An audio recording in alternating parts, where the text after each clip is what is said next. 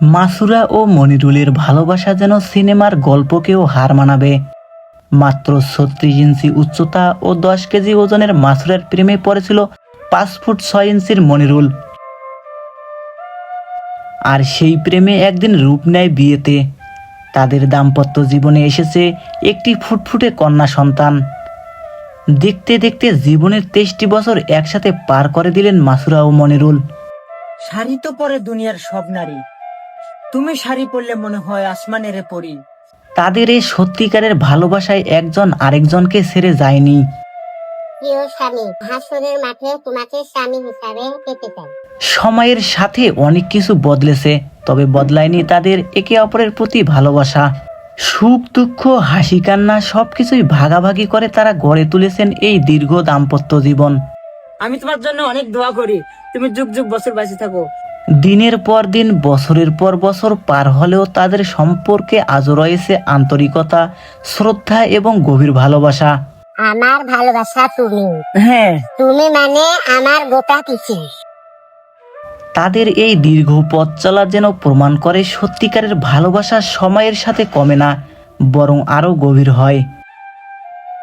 তুমি হলে আমার জীবনের সবচেয়ে বড় উপহার। ক্ষণিকের জন্য অন্য কাউকে চাই না, তোমাকে ভালোবাসতে চাই চিরকাল। মাসুরার প্রতি মনিরুলের অগাধ প্রেম আর মনিরুলের প্রতি মাসুরার বিশ্বাস আজ রূপ নিয়েছে সুখ শান্তির এক অন্যরকম ঠিকানায়।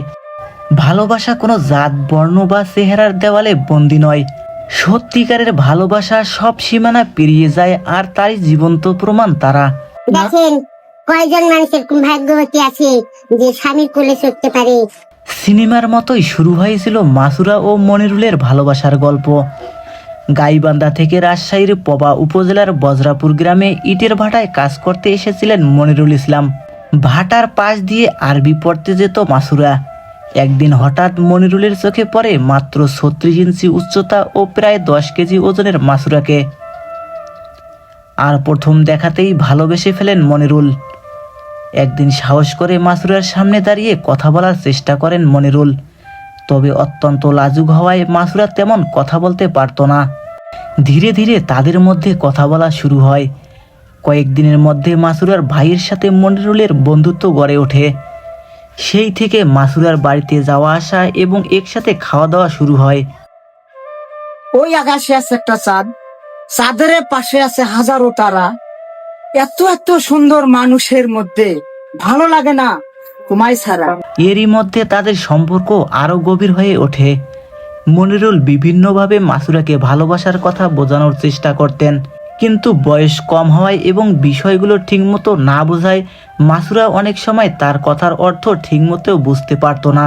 বিসমিল্লাহির রহমানির রহিম। লিতাতালুয়া লিয়াবলুয়া লিয়ার। মনিরুল মাঝে মধ্যে বলতেন, তুমি আমাকে ফেলে দিবে না তো? এই কথার মধ্যেই লুকিয়ে থাকতো তার ভালোবাসার গভীরতা। কিন্তু কখনো মাসুরা বুঝতে পারেনি সেই না বলা কথা ভালোবাসা এবং অজানা রহস্য। তবে ধীরে ধীরে কথা বলতে বলতে মাসুরাও যে কখন নিজের মনটা মনিরুলকে দিয়েছে তা হয়তো সে বুঝতেও পারেনি। একদিন হঠাৎ মনিরুল মাঠের মধ্যে ডেকে মাসুরাকে বলেন, তোমাকে নিয়ে একটু ঘুরতে যাব। সরল মনে মাসুরা রাজি হয়ে যায়। এক সময় দুজন ঘুরতে যায় রাজশাহী শহরে। সেখানে মনিরুল মাসুরাকে বলে, আমি তোমাকে বিয়ে করতে চাই। তখন বিয়ের অর্থ ঠিকমতো না বুঝলেও রাজি হয়ে যান মাসুরা, কারণ ইতিমধ্যে নিজের মনটা দিয়ে দিয়েছে মনিরুলকে। রাজশাহী কাজী অফিসে গিয়ে বিয়ের চেষ্টা করলেও সেখানে বিয়ে হয়নি। পরে কোর্টে গিয়ে ব্যর্থ হয়। এরপর তারা ঢাকা নারায়ণগঞ্জে চলে যায়। সেখানে বিয়ের চেষ্টা করলেও সফল হয়নি। পরে ঢাকা মিরপুর গিয়ে চেষ্টা করলেও ব্যর্থ হয় তারা। অবশেষে বগুড়ায় গিয়ে সম্পন্ন হয় তাদের বিয়ে। সমাজের কটুকর্থে এবং দুজনের শারীরিক পার্থক্যের কারণে কোথাও তাদের বিয়ে হচ্ছিল না, যেন তাদের ভালোবাসা এক অসম্ভব চ্যালেঞ্জ হয়ে দাঁড়িয়েছিল।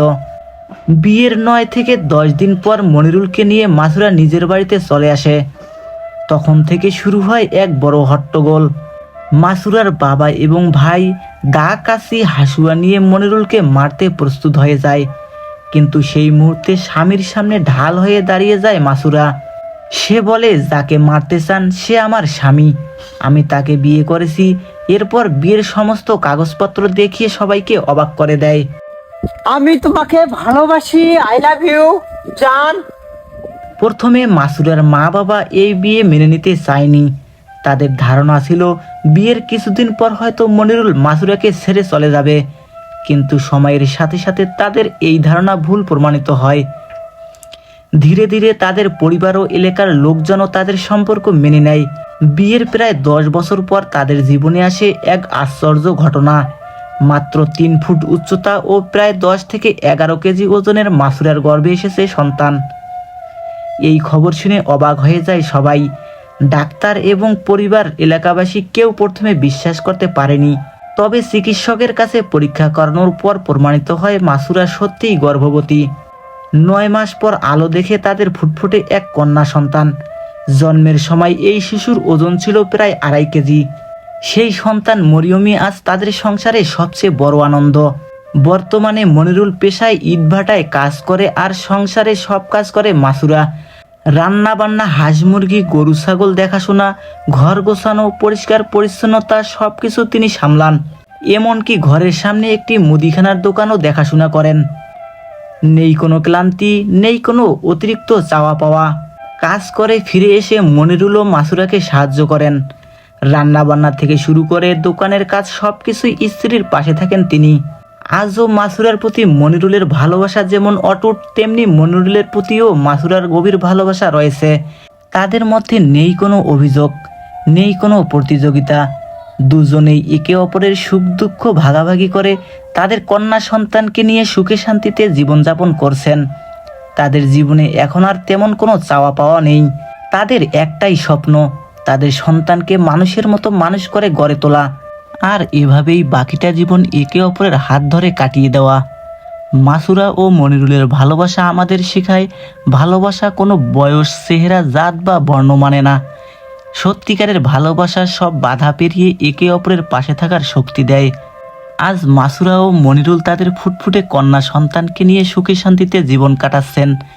তাদের এ ভালোবাসার গল্প আমাদের সমাজের জন্য এক উজ্জ্বল উদাহরণ।